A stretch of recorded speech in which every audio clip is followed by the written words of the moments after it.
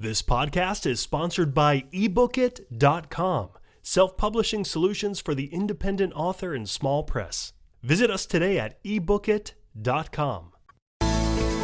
Welcome to the Toastmasters podcast, the official podcast of Toastmasters International. Hi everyone, this is Greg Gazin. And I'm Ryan Levesque. And we have an exciting show for you again today. Ryan, you want to take it away?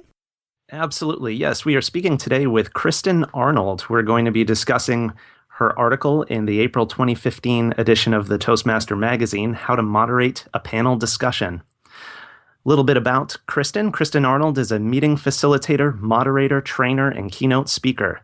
Kristin parlayed her understanding of teams and teamwork with an MBA in marketing strategy into a specialized management consulting firm focused on building extraordinary teams in the workplace.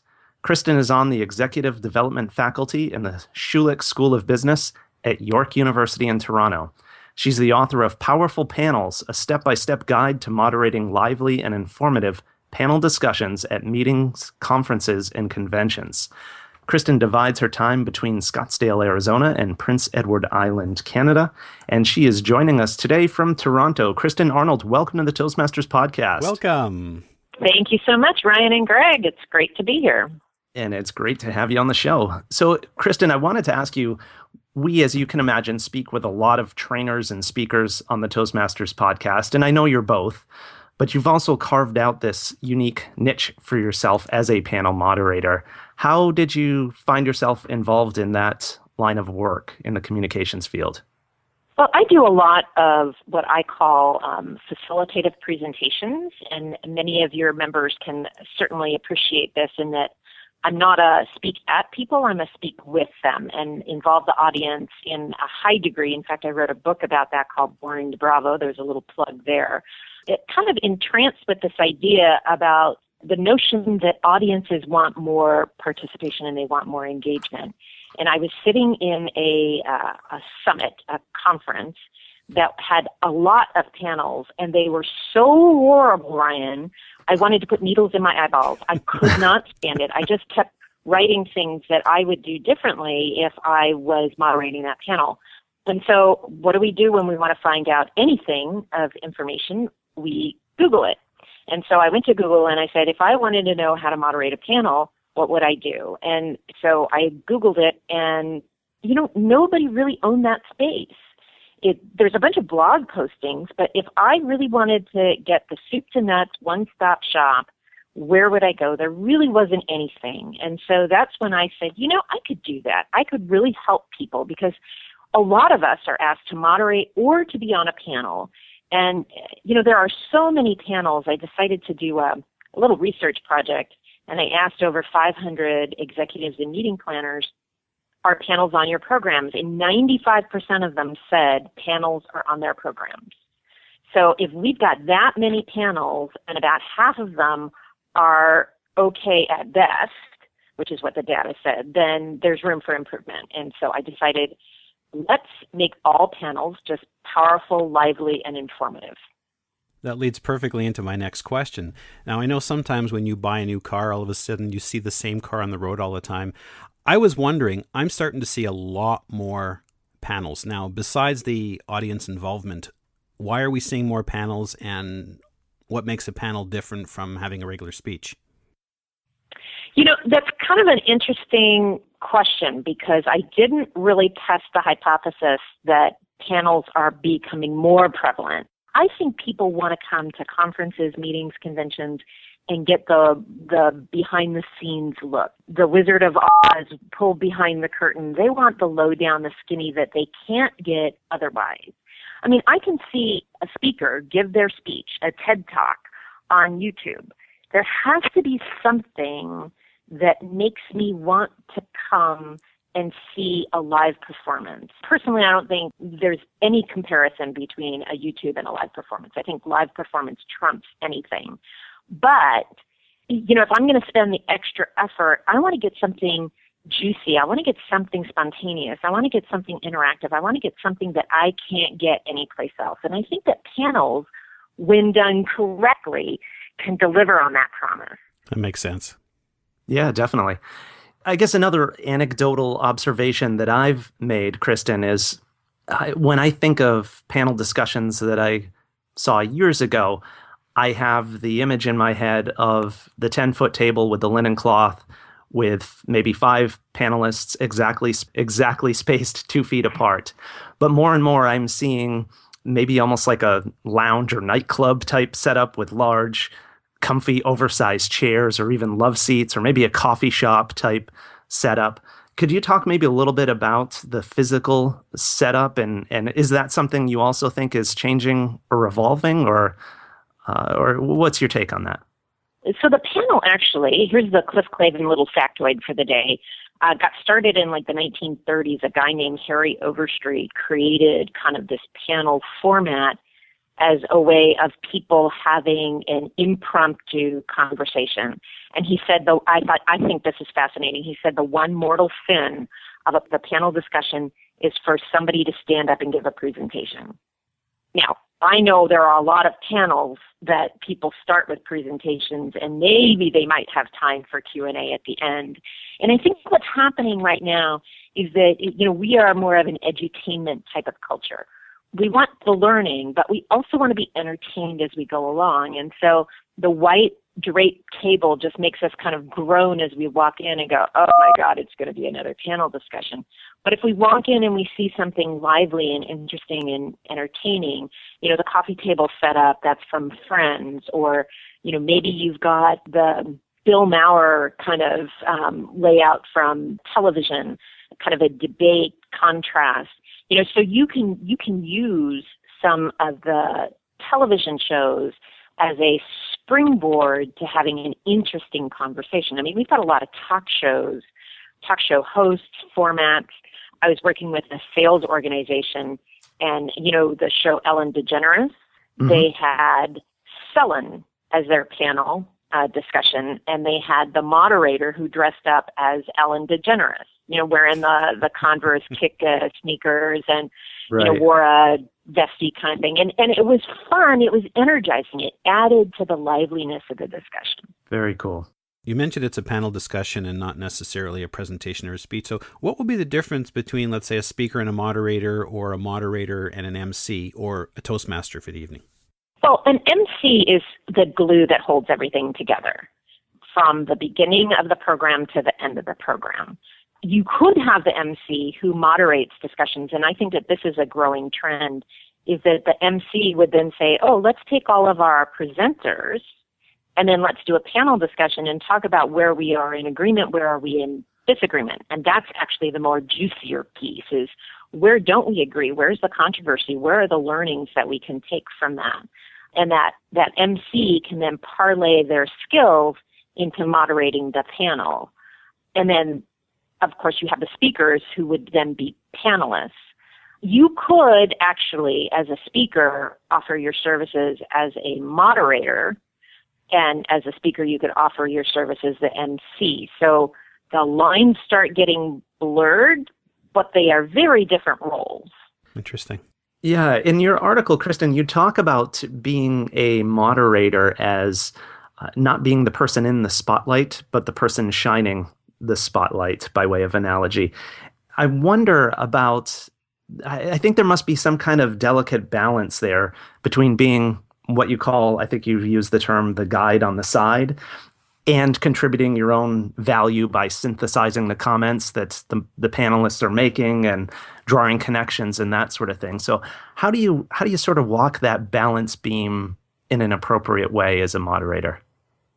It's a lot easier if you are not a subject matter expert. So what happens with a lot of conference organizers is they'll pull somebody who is well known, respected in the field, and say, you be a moderator of this conversation.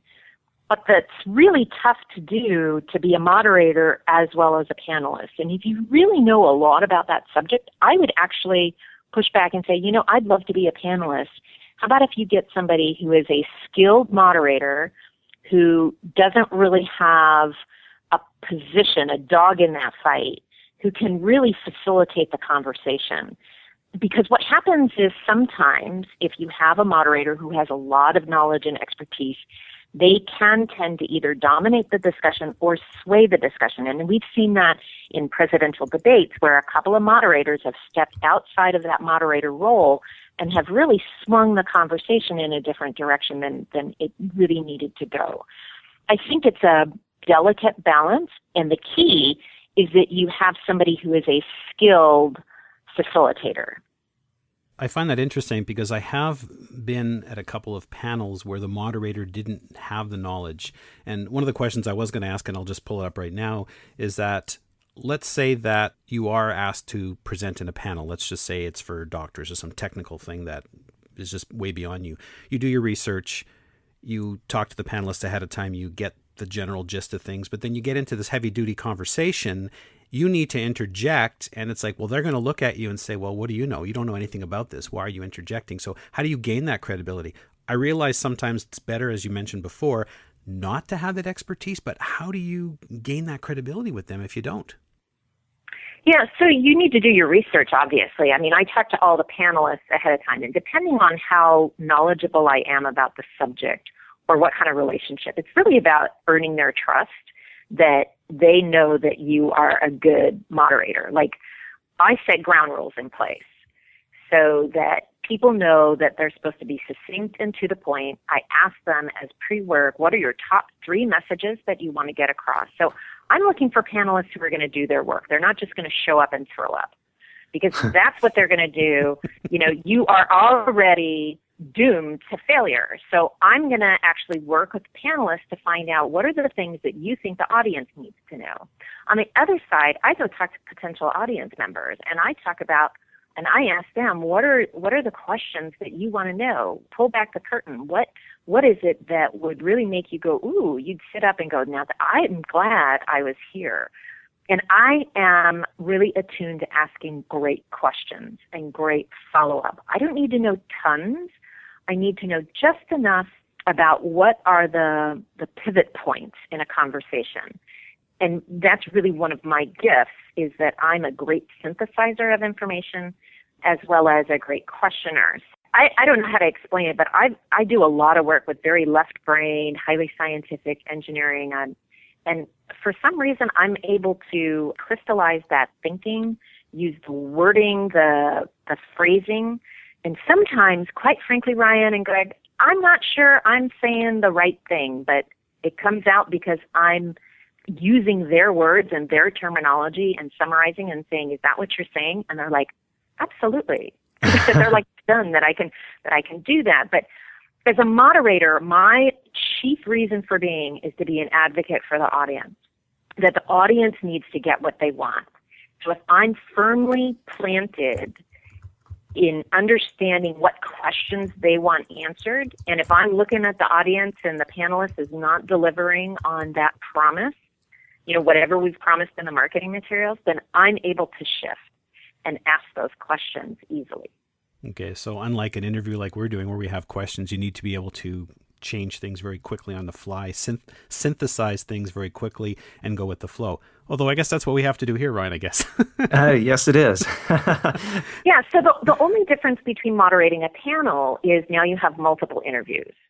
So An interview format is basically a one-on-one-ish, an interviewer and an interviewee, and then a panel is an interviewer and multiple interviewees. I guess here we're in a reverse kind of panel situation. You got 2 interviewers. And I don't know what you'd call that.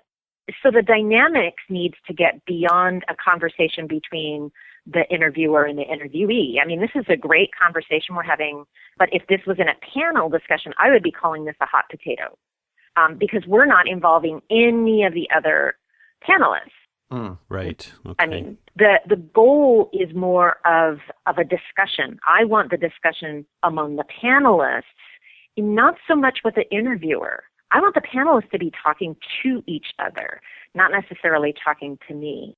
I prefer to be standing out in the audience and asking questions before I'll have the audience do questions, is so that the panelists are talking to the audience rather than talking to me. What you're saying basically makes sense. It's almost like having a talk show rather than, okay, let's panel number 1, you have to talk. Panel number 2, you have to talk. Panel number 3, you have to talk. Taking a step back, What's a good way to open a panel? I know it's different than a speech. So I'm taking a deep breath because most people are conditioned to say, welcome. We're going to introduce Kristin Arnold, and Kristin Arnold, she's a great person. She teaches at Schulich University, blah, blah, blah, blah, blah. She wrote a great book. Thank you very much. And Kristin, and then we give Kristin 3 minutes, 5 minutes, 6 minutes, 10 minutes to blather on. And we never really get to the discussion, which is really why you have a panel. I believe that you should have the bio printed in the meeting information. And you basically say, Kristin, she is an expert on panel moderation. And Kristin, give us one thing that, you think this audience needs to know. You get into it. You might want to say one fun thing about Kristin so that she's, a normal human being to the rest of the audience. A little known fact about Kristin is she's one of the first women through the Coast Guard Academy. I think that's kind of interesting. So Kristin, why don't you start off with what's the one takeaway that you think people should know about panels? And you just immediately get into it. I think people want immediacy. They don't want the long introductions. They want to get right to the point or right to the discussion. Okay, so somebody who's walking in the door will feel like they've just jumped in then. And that's fine. Now, the other thing that I really like to do to help people connect is to put a PowerPoint up that has, as we're introducing Kristin and saying one or two sentences, and then Kristin says, one or two sentences. There's maybe 15 seconds, 30 seconds, maybe a minute, is that we've got that bio information and her picture. If you're using a social media savvy crowd, maybe you put her Twitter handle there. And then introduce the next panelist. And then when you have everybody situated, is you put up a PowerPoint that has people's names, kind of the headline, so that people kind of remember, oh yeah, that's what her role is. That's why she's on this panel. And then their Twitter handle, and you have that in the same order that they're sitting in, which requires just a little bit of planning and preparation. But then that way people can kind of connect the faces with the names and which perspective are they bringing to the table. That makes a lot of sense. And then that way you don't have to do so much introduction. People don't need that as much. Kristin, as you're trying to facilitate a discussion, I've seen this happen, I'm sure, with all the work you've done, you've seen it plenty of times. How do you handle the situation where you have the panelist who just doesn't get it? They're just grandstanding, going on and on and on about me, and my perspective, and not engaging with the other panelists and not shutting up to give the other panelists an opportunity to contribute? Yeah, so there's two things. One is you need to use some prevention strategies, and then if those don't work, then you use an intervention, and that is completely up to your own style. So my style is very quick to the point. I'll go, thanks for sharing. How about if we go to Greg? Greg, would you like to add something? If they've been talking you, I'll go, enough about you. Let's hear from Linda. I have no problem moving the ball along. And remember, you're the advocate, the champion for the audience, and they will thank you as well. I get away with that because I tell the panelists ahead of time, and I don't spend lots and lots of time with panelists, by the way. They're not interested. And the higher level panelists that you get, the more executive ranks, they don't want to spend any time with you. But I do tell them what a few ground rules are. And one is, please don't dominate. You need to be aware of airtime. If you are taking up too much time or not getting to the point, I will intervene. That is my job. Don't take it personally. This is about a discussion. I encourage discussion. That means discussion amongst each other. So don't just talk to me, and discussion with the audience. This is about bringing them in and making them feel like they're part of the in-crowd, inclusive. What happens in a situation where the individual maybe misinterpreted or misunderstood, misheard the question, and you want to try to get that to them without making them feel bad or being rude? So I'm trying to think of an example. They might answer it, and as they're answering it, I might pivot it and say, that's a really interesting point, and then restate the question. My first priority is for the audience to get what they came for. My second priority is to make the panelists look brilliant. If they're open to coaching and easiness then that's where we go. Every once in a while, you do get somebody that doesn't take the coaching real well, in which case you just need to escalate the level of intervention and just shift the focus to another person. That makes sense. I've never had anybody be real bad, especially if you've bonded with that person, you've built some trust, you've had a little bit of time with them, and you've said, here's my philosophy. I'm looking for a discussion. I'm looking for equal share of airtime. If I think that you're getting off topic or taking too much time, I am going to ask another panelist to chime in. Don't take it personally. So there's no surprises in that case. Yeah. We all have our horror stories, and I've only been really shocked by one or two people. But, they live in your mind, and you go, oh, my God, what did I... And usually those are political issues. Those are something that, even though you ask questions, you find out later, oh, my gosh, and, there's really no easy way to extricate yourself from that. And I do think that for your listeners, being a moderator is a challenging role. And when you're asked to do it, don't just say, oh, sure, I can do that. It really takes some skill and some thought and deliberate choices about how you're going to move forward between picking a really great topic and great panelists and picking an interesting format. I think that for your listeners, it's about knowing that you have choices and knowing that you don't have to have a white draped table, knowing that you can be preventive, knowing that you can make some interventions, knowing that you can do certain things. I wrote all of this in a great little book called Powerful Panels, which I encourage you to pick up. But there's also a free video course that you're welcome to take, because I'm passionate about making sure that if you say yes, that either you're going to moderate a panel or you are going to be a panelist, that you do it brilliantly. That's certainly some great advice. Makes sense. Well, we certainly appreciate you coming on today and sharing your wisdom and experience with us, Kristin. And for those listeners who do want to find out more information, learn about your book and your course, where can they go to learn more about Kristin Arnold? You go to www.powerfulpanels.com. Powerfulpanels.com. Kristin Arnold, thank you so much for joining us today. Thank you. Thank you.